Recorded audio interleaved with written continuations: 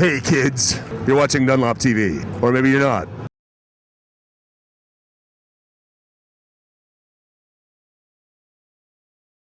Hello everyone, this is me MASE and welcome to another video, and this time will be again about how I make a new mask.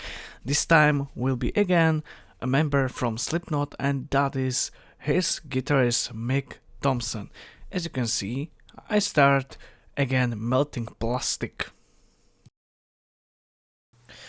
After torching the mouthpiece, I start making eye shapes more angry. And of course, still doing a few other holes for the mouth as well. It is really good.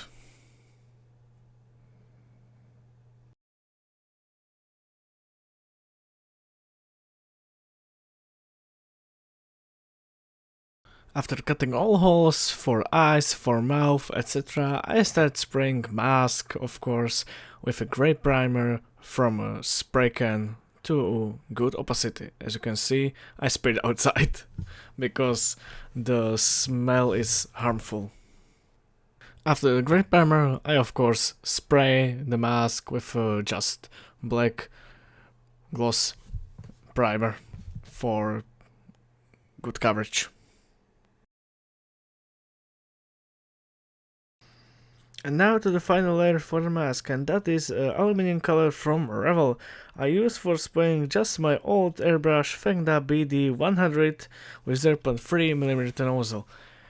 I have some issues with this aluminium color. I don't know, maybe the thinning for the airbrush. It was like tough for me to find the right consistency. But somehow I deal it. And of course I use Gunze color, darker aluminium or gunmetal, and I start spraying it around the eyes for the deep shading. And of course I don't forget on the mouth as well, because it needs some shading for just not a dull, only one shade aluminium color, so I decided to make it like this, and it looks much better. And now I use a black marker to just color the scratch on the mask, and I will paint it later with a gold color. And now, as you can see, I start painting the scar with a gold color enamel from Revel. I just use a paintbrush for sharp contrast, and I think on the real mask the scar is maybe like the rust, but I want to make it like this to more shine. And now just a small adjustments on the forehead. And now I highlight again the scars with a black marker to looks better, to pop up on the mask. Of course, last touches on the mask, as you can see right now, correcting the shapes with the black marker for the final look.